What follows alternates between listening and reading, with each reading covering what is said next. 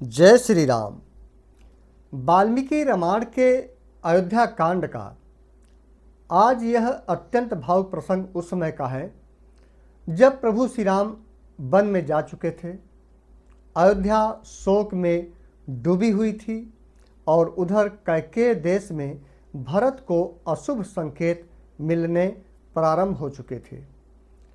आज मैं आरंभ करता हूँ वाल्मीकि रामायण से अयोध्या कांड के सबसे महत्वपूर्ण सर्ग भावुक पल सर्ग संख्या 61 से 70 तक का, जो अत्यंत मार्मिक कथा है। उस समय अयोध्या रो रही थी, राजमहल के दीप जल रहे थे, लेकिन भीतर अंधकार उतर चुका था। जिस महाराज के नाम से तीनों लोक कांपते थे, आज वही पुत्र वियोग में टूट चुके थे। वन में श्री राम चित्रकूट की शांति में थे और इधर अयोध्या में एक ऐसा तूफान उठने वाला था जो पूरे रघुवंश को हिला देने वाला था।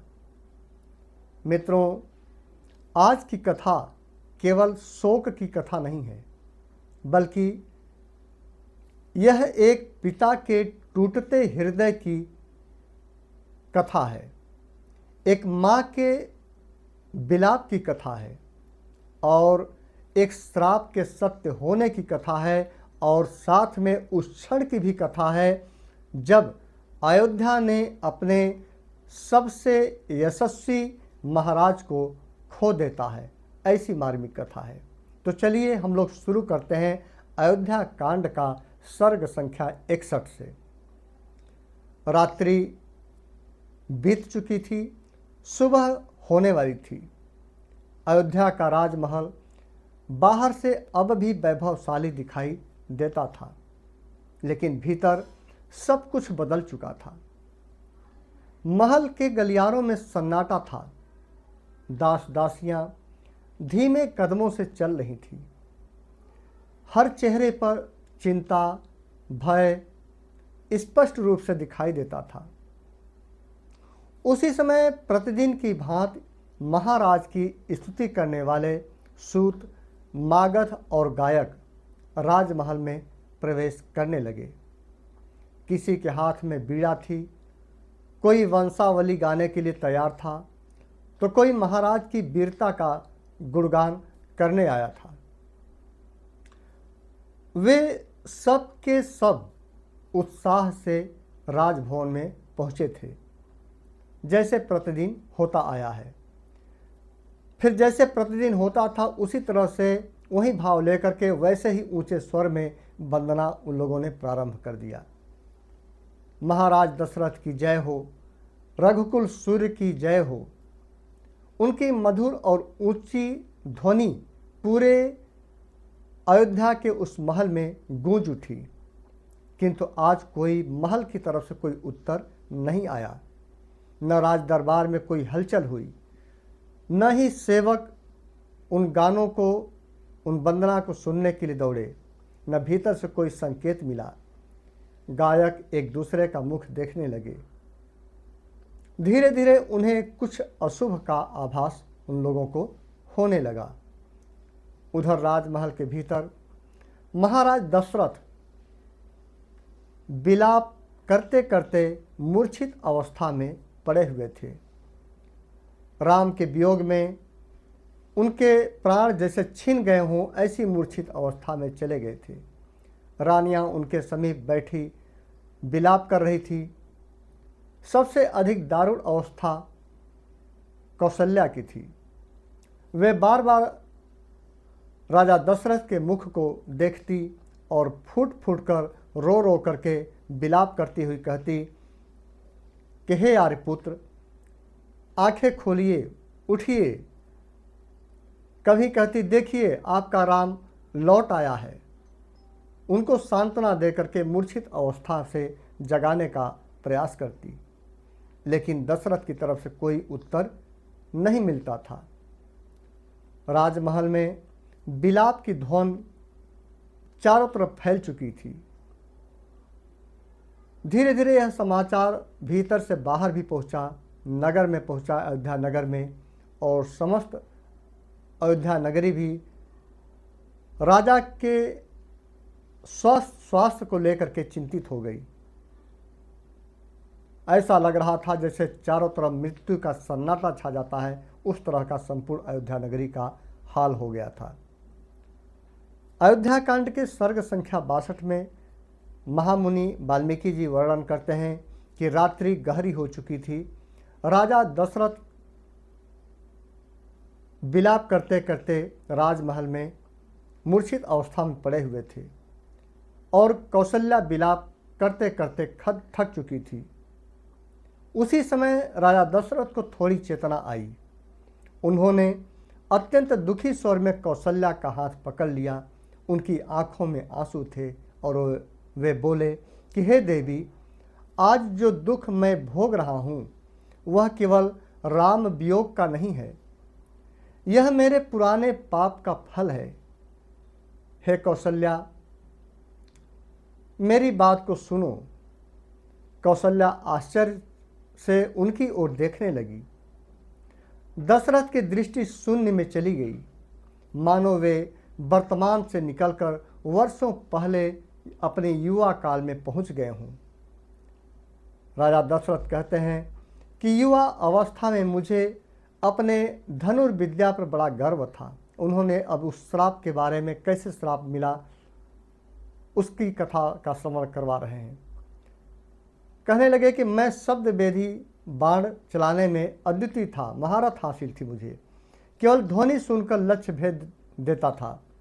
फिर उन्होंने कांपते स्वर में कहा कि एक दिन वर्षा की रात थी, मैं शिकार के लिए सरयू नदी के तट पर उसके आसपास वन में गया। आकाश में बादल छाए हुए थे, घना अंधकार था। सरयू नदी के तट पर वर्षा का जल बह रहा था।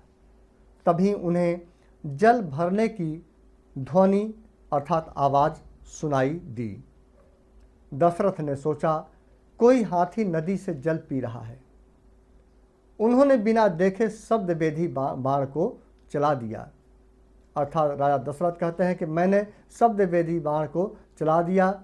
अगले ही क्षण एक भयानक चीख सुनाई देती है, हाय मैं मारा गया। यह मनुष्य की आवाज़ थी। राजा दशरथ कहते हैं कि मेरे हाथ उस समय कांप उठे। वे तुरंत दौड़ते हुए वहां पहुंचे और वहां एक तपस्वी कुमार भूमि पर गिरा पड़ा था। उसके शरीर में बाण धंसा था। यह था श्रवण कुमार, जिसे हम लोग पारंपरिक तौर पर कहते हैं, लेकिन वाल्मीकि रामायण में इस ऋषि कुमार का नाम नहीं आता है। यह बाद में की परंपरा में जोड़ दी गई है, लेकिन वाल्मीकि रामायण में श्रवण कुमार का नाम नहीं आता है, केवल ऋषि कुमार का वर्णन आता है। उसके पास जल से भरा एक घड़ा रखा था। आगे कहते हैं राजा दशरथ कि उसके पास घड़ा भरा था, पानी का पड़ा हुआ था। राजा दशरथ अर्थात मैं देखकर उसे भय और पश्चाताप से कांप उठा।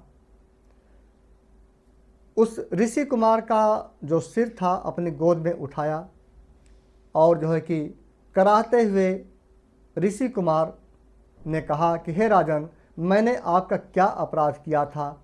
मेरे वृद्ध माता पिता अंधे हैं, वे आश्रम में मेरी प्रतीक्षा कर रहे होंगे। दशरथ की आंखों से आंसू बहने लगे। ऋषि कुमार ने कहा कि हे राजन, कृपा करके पहले मेरे माता पिता को जल पहुंचा दीजिए। इतना कहकर वह तपस्वी कुमार प्राण त्याग बैठा। राजा दशरथ स्तब्ध रह गए। उनके हाथ कांप रहे थे। उन्होंने घड़ा उठाया और भारी मन से आश्रम की ओर चल दिए। यहाँ पर मैं आपको स्पष्ट कर दूं कि वह ऋषि कुमार कोई ब्राह्मण नहीं थे, बल्कि वह ऋषि कुमार के माता पिता वाल्मीकि रामायण में लिखा गया है कि वैश्य और शूद्र थे। पिता वैश्य थे और माता शूद्र थी। उन्हीं के पुत्र ऋषि कुमार थे, जिन्हें बाद में हम लोग श्रवण कुमार के नाम से जानते हैं। अयोध्या कांड के 63वें सर्ग में महामुनि वाल्मीकि जी कहते हैं कि रात्रि का अंधकार और भी गहरा हो चुका था। दशरथ धीरे धीरे उस आश्रम की ओर बढ़ रहे थे जहां श्रवण कुमार के वृद्ध माता पिता प्रतीक्षा कर रहे थे। आश्रम के निकट पहुंचते ही भीतर से आवाज आई, बेटा आज आने में देर क्यों हो गई। वह आवाज़ सुनते ही राजा दशरथ का हृदय फटने लगा। अंधे माता पिता अपनी पुत्र की प्रतीक्षा में बैठे थे। उन्हें क्या पता था कि उनका जीवन उजड़ चुका है। दशरथ कुछ क्षण मौन रहे, अर्थात दशरथ जी यह कथा स्वयं बता रहे हैं कि मैं कुछ देर तक मौन रहा। उनके मुख से शब्द, मेरे मुख से शब्द नहीं निकल पा रहे थे। फिर कांपते स्वर में मैंने कुछ देर बाद बोला कि हे भगवान, मैं आपका पुत्र नहीं हूँ। इतना सुनते ही दोनों वृद्ध घबरा गए। उन लोगों ने पूछा, तुम कौन हो, हमारा पुत्र कहाँ है। अब राजा दशरथ सत्य छिपा नहीं सके और वे रोने लगे। उन्होंने संपूर्ण घटना को बता दिया। यह सुनते ही वृद्ध माता पिता शोक से कांप उठे। मां रोने लगी। पिता आकाश की ओर मुख करके बोले कि हे राजन, तुमने हमारा एकमात्र सहारा छीन लिया। फिर उन्होंने कहा कि हमें अपने पुत्र के पास ले चलो, जहां मेरा पुत्र प्राण त्याग करके पड़ा हुआ है। फिर राजा दशरथ उन्हें लेकर वहां पहुंचे जहां श्रवण कुमार का शरीर निष्प्राण पड़ा हुआ था। माता पिता पुत्र के शरीर से लिपटकर विलाप करने लगे। वह दृश्य इतना करुण था, राजा दशरथ स्वयं बता रहे हैं माता कौशल्या जी से कि वह दृश्य इतना करुण था कि स्वयं दशरथ का हृदय भी, अर्थात मेरा हृदय भी टूटने लगा। तब श्रवण कुमार के पिता बोलते हैं कि हे राजन, तुमने अनजाने में यह पाप किया है, इसलिए मैं तुम्हें श्राप देता हूं कि जिस प्रकार आज हम पुत्र वियोग का दुख सह रहे हैं, उसी प्रकार तुम्हारी मृत्यु भी पुत्र वियोग में होगी। यह श्राप सुनते ही मेरा हृदय भीतर से कांप उठा, अर्थात दशरथ जी कह रहे हैं कि मेरा हृदय भीतर से कांप उठा। वृद्ध दंपत्ति ने पुत्र का अंतिम संस्कार किया और फिर शोक में अपने प्राण त्याग दिए। यह घटना दशरथ के जीवन का सबसे बड़ा घाव बन गई। अब वही श्राप सत्य हो चुका था। राम वन में जा चुके थे और राजा दशरथ पुत्र वियोग में बिल्कुल टूट चुके थे। श्री महर्षि वाल्मीकि रामायण जी ने अयोध्या कांड के 64वें सर्ग में कहा है कि इतना कहकर राजा दशरथ का कंठ भर गया। कौशल्या से बताते बताते उनका कंठ भर गया। उनकी आंखें आंसुओं से भर गईं। वे बार बार राम राम पुकारने लगे। कौशल्या उनके समीप बैठी रो रही थी, उनकी बातें सुन करके रो रही थी। उसी समय राजा दशरथ ने अत्यंत धीमे स्वर में कहा कि हे देवी, अब मैं अधिक समय जीवित नहीं रह सकूंगा। मुझे राम दिखाई नहीं दे रहे हैं। उनकी सांसें भारी होने लगी। उन्होंने अंतिम बार अपने प्रिय पुत्र राम का नाम लिया, हाँ राम, हाँ सीते, हाँ लक्ष्मण। और देखते ही देखते रघुकुल के महाराज ने अपने प्राण त्याग दिए। पूरा राजमहल विलाप से गूंज उठा। कौशल्या मूर्छित होकर गिर पड़ी। सुमित्रा, जो कौशल्या जी के जस्ट पीछे बैठी हुई थी, और अन्य रानियां भी रोने लगी। कैकेयी भी देखकर स्तब्ध खड़ी थी, लेकिन रोई नहीं, लेकिन स्तब्ध खड़ी थी। जिस राज्य के लिए उन्होंने यह सब किया, वही राज्य अब शोक का समुद्र बन चुका था। मंत्रियों को धीरे धीरे पता चला फिर मंत्रियों ने विचार किया कि भरत और शत्रुघ्न यहाँ नहीं हैं, राम वन में हैं। ऐसी स्थिति में अंतिम संस्कार राजा दशरथ का तुरंत कैसे होगा? तब परंपरा के अनुसार महाराज के शरीर को तेल से भरे विशाल नाव जैसे आकार के पात्र में सुरक्षित रखा गया। पूरी अयोध्या रो रही थी, न बाजे बज रहे थे, न बाजार खुल रहे थे।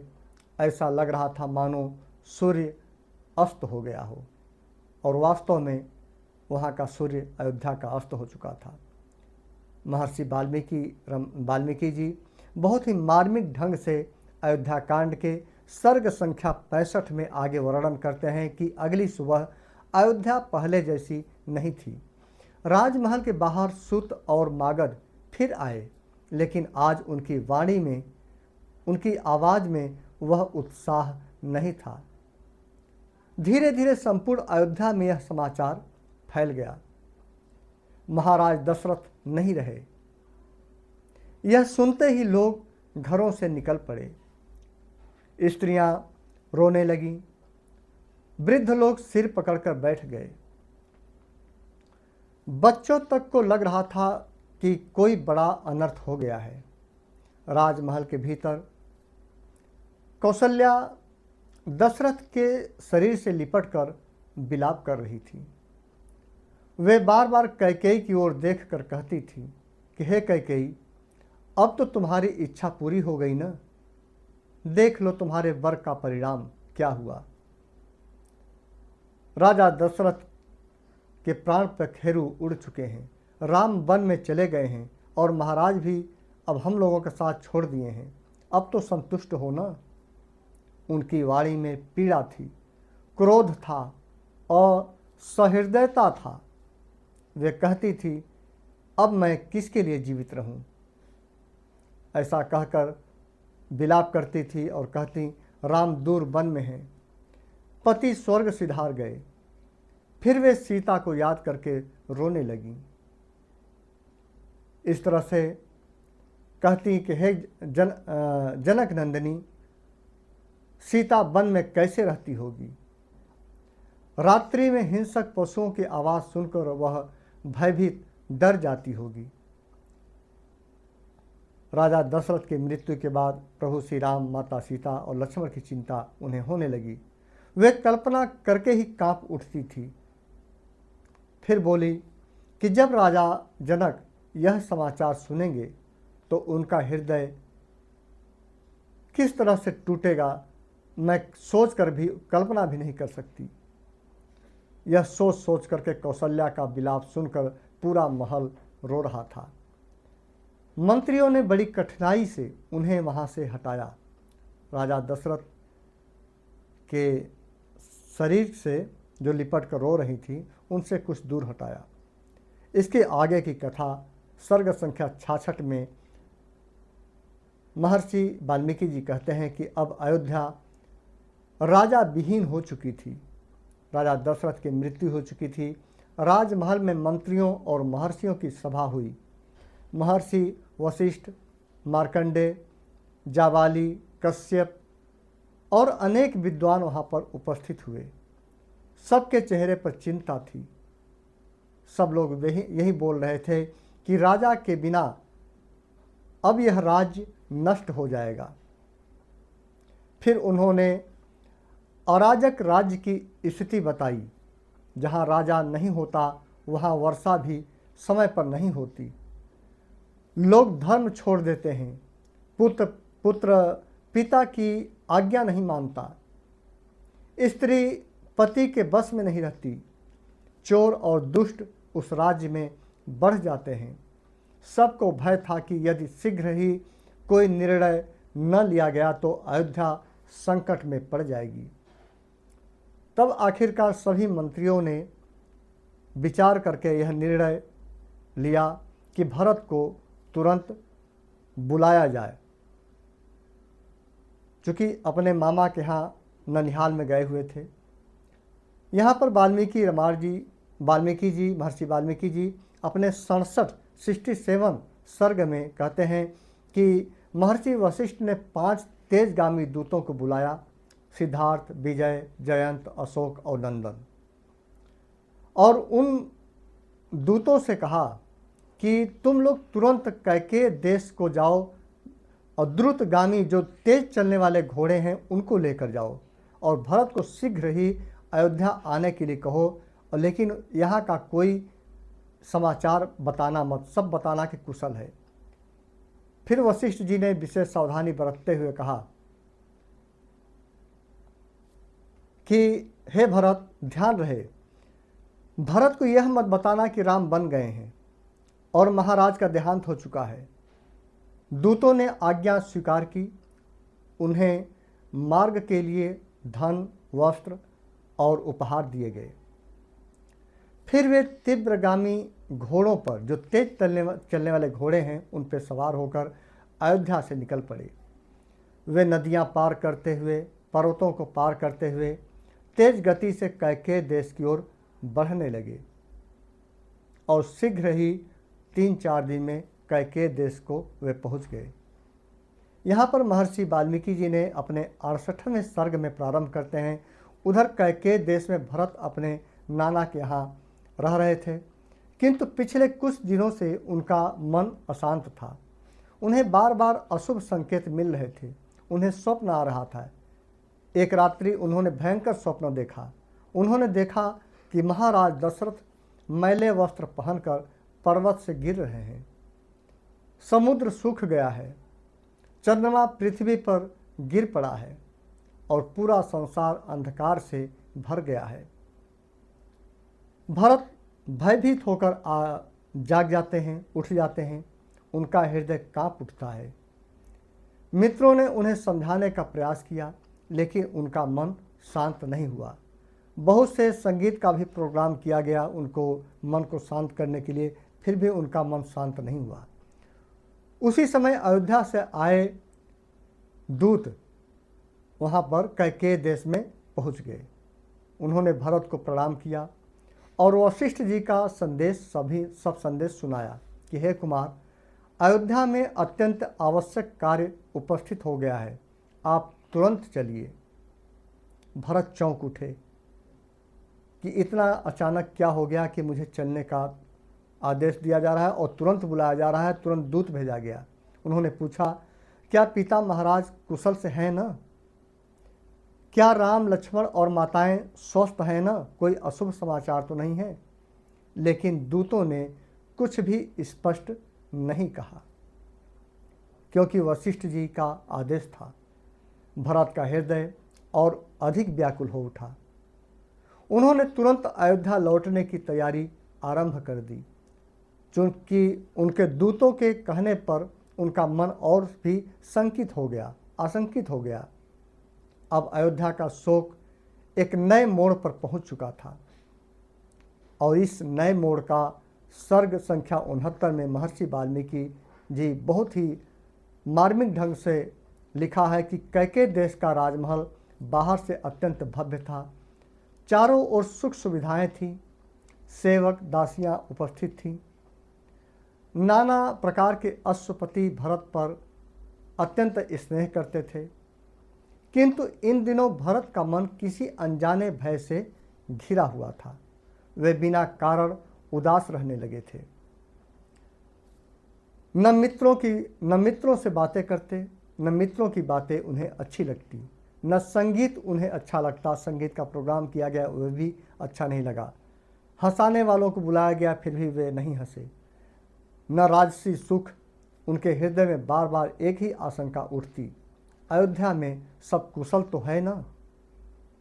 एक रात्रि वे अपने शयन कक्ष में सोए हुए थे। रात्रि का अंतिम प्रहर था। चारों ओर गहरा सन्नाटा था। उसी समय भरत ने एक भयानक स्वप्न देखा था।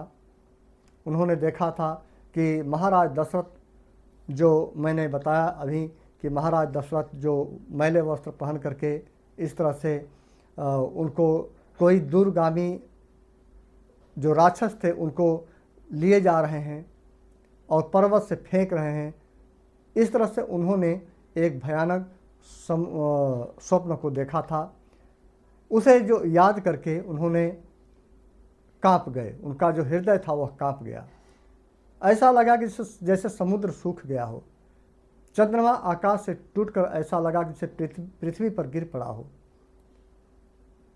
राजमहल के हाथी तक रो रहे थे, अग्नि बुझ चुकी थी और पृथ्वी कांप रही है।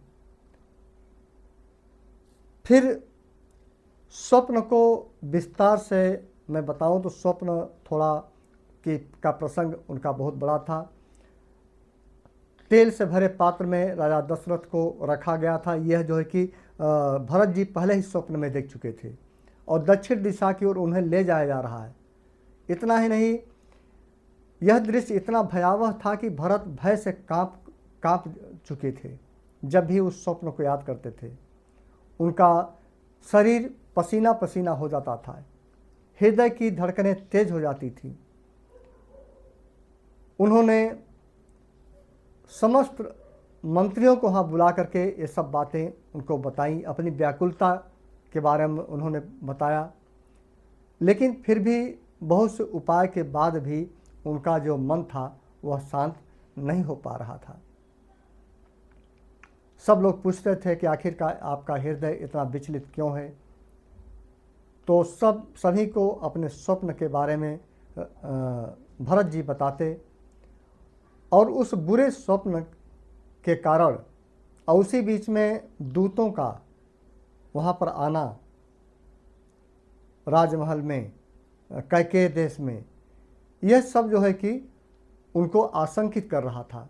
अक्सर लोग समझा रहे थे, बार बार मंत्रियों द्वारा समझाए जा रहे थे कि सांत्वना दे रहे थे कि स्वप्न सदैव सत्य नहीं होते हैं। किसी ने कहा है कि यह केवल मन की चिंता है। कोई संगीत सुनाने लगा, कोई हास्य विनोद करने लगा, इस तरह से उनको जो है कि तरह तरह से जो है कि उनका मन भटकाने का प्रयास किया जाने लगा। वे बार बार सोच रहे थे यह कोई साधारण स्वप्न नहीं है, अवश्य ही अयोध्या में कोई बड़ा अनर्थ हुआ है। उनकी बाईं आंख भी फड़क रही थी। बाईं आंख का फड़कना आज भी अशुभ माना जाता है और उस समय भी देखिए वाल्मीकि रामायण में यह बात आई है कि बाईं आंख फड़क रही थी। और जो स्वप्न उन्होंने देखा था भरत जी ने, वह भी सुबह भोर का समय का था। तो भोर के समय का स्वप्न भी उस समय वाल्मीकि रामायण में भी लिखा गया है कि भोर का समय भी सच कभी कभी हो जाता है और जो है कि जो बाईं आंख का फड़कना भी अशुभ होता है। यह सब बातें भरत जी को विचलित कर रही थी। अब उन दूतों के आने पर उनकी चिंता और बढ़ गई कि कहीं न कहीं कुछ अयोध्या में हुआ है। लेकिन दूत पूरी तरह से, चूंकि वशिष्ठ जी की आज्ञा थी, इसलिए स्पष्ट रूप से वे नहीं बता रहे थे। अब आगे की कथा महर्षि वाल्मीकि जी ने अयोध्या कांड के सर्ग संख्या 70 में दी गई है। प्रातःकाल राजगृह नगरी में हलचल हुई। अयोध्या से आए हुए राजमहल में पहुँचे वो दूत, पहले उन्होंने कैकेय राज को प्रणाम किया जो अयोध्या से आए थे। फिर भरत के सम्मुख उपस्थित हुए। मित्रों, मैंने बीच का स्वप्न वाला प्रसंग थोड़ा विस्तार से बता दिया, इसलिए पुनः उसी कथा पर जाता हूँ कि दूत जब वहाँ पर आ गए, भरत के सम्मुख वो दूत उपस्थित हुए। दूतों ने अत्यंत विनम्रता के साथ भरत के जो चरण स्पर्श किए और कहा कि कुमार, महर्षि वशिष्ठ तथा समस्त मंत्रियों ने आपकी कुशल पूछी है। और भरत ध्यान से उनकी ओर देखने लगे। दूत आगे बोले कि अयोध्या में अत्यंत आवश्यक कार्य उपस्थित हो गया है, अतः आप शीघ्र चलने की कृपा करें। दूतों ने अपने साथ लाए हुए बहुमूल्य जो रेशमी वस्त्र थे, आभूषण थे, उपहार थे, वो सब जो है कि वहाँ प्रस्तुत किए। चूँकि वशिष्ठ जी का वहाँ पर आदेश था कि सभी उपहार लेकर वहाँ पर जाइए, अन्यथा ऐसे जाएंगे आप लोग तो भरत को कोई न कोई शंका हो जाएगी। इसीलिए पूर्णतः जो उपहार होता है उसको लेकर आप लोग जाइए। सब जो है कि यह सामग्री आपके नाना श्री, दूत कहते हैं कि यह सामग्री आपके नाना श्री तथा मामा श्री के लिए भेजी गई है। भरत सब सुनते रहे, किंतु उनका मन अशांत था। उन्होंने तुरंत पूछा, क्या महाराज कुशल से हैं? दूत कुछ क्षण के लिए मौन हो जाते थे, फिर बोले, जिनकी कुशल चाहनी चाहिए वे कुशल हैं। यह उत्तर सुनकर भरत का संदेह और बढ़ गया, चूँकि इनडायरेक्ट में दूत उत्तर बता रहे थे। उन्होंने फिर से पूछा, क्या मेरे भ्राता श्री राम कुशल तो हैं ना? क्या माता कौशल्या, माता सुमित्रा, माता कैकेयी सभी लोग स्वस्थ हैं ना? दूतों ने फिर भी कोई स्पष्ट उत्तर नहीं दिया। फिर हृदय का, जो भरत का हृदय है, वह और भी बैठने लगा और भी आशंकित होने लगा। उन्हें लगने लगा कि अवश्य ही कोई भयंकर घटना घट चुकी है। उन्होंने उसी क्षण अयोध्या लौटने का निश्चय कर लिया। फिर वे अपने नाना अश्वपति से मिलने गए, उनकी अनुमति लेने गए। भरत ने आदरपूर्वक उन्हें प्रणाम किया और कहा कि मुझे तुरंत अयोध्या जाना होगा। नाना ने प्रेम पूर्वक उनको जाने की अनुमति दी। उन्होंने भरत को बहुत से बहुमूल्य उपहार, हाथी, घोड़े और सेवक प्रदान किए। उधर शत्रुघ्न भी भरत के साथ चलने के लिए तैयार हो गए और शीघ्र ही जो उनका रथ है वो सब तैयार किया गया। विशाल सेनाएं और सारी तैयारियां की गई और सब लोग अयोध्या की ओर निकल पड़े। किंतु भरत के मन में बार बार अभी भी वही अशुभ स्वप्न घूम रहा था।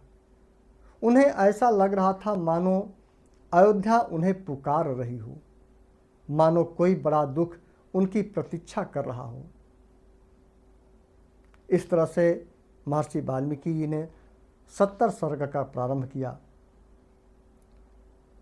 मित्रों, वास्तव में अयोध्या में अब एक ऐसा मिलन होने वाला था जो पूरे रामायण का सबसे भावुक प्रसंग बनने जा रहा था। राजा दशरथ जा चुके थे, राम वन में जा चुके थे और भरत को अभी इस महाविनाश का कोई समाचार नहीं मिला था। लेकिन आगे जो होने वाला था वह केवल रामायण का नहीं, पूरे सनातन इतिहास का सबसे भावुक प्रसंग बनने वाला था। क्योंकि अब अयोध्या लौटेंगे भरत और फिर संसार देखेगा भाई के प्रति प्रेम कैसा होता है, भाई के प्रति त्याग कैसा होता है और धर्म के लिए जीवन समर्पित करना किसे कहते हैं। इस संपूर्ण प्रसंग को आप अगले वीडियो में अयोध्या कांड के 71 सर्ग से 80 सर्ग में आप श्रवण करेंगे। आप लोगों को प्रभु श्री राम जी की कथा यदि पसंद आई हो, अच्छा लगा हो तो लाइक ज़रूर करिएगा। जो लोग प्रभु श्री राम जी की यह कथा रामायण की, श्री वाल्मीकि रामायण के मूल ग्रंथ से ली गई कथा का श्रवण कर रहे हैं, उन पर प्रभु श्री राम जी का कृपा हो और श्री हनुमान जी की कृपा हो। जय श्री राम। सीता।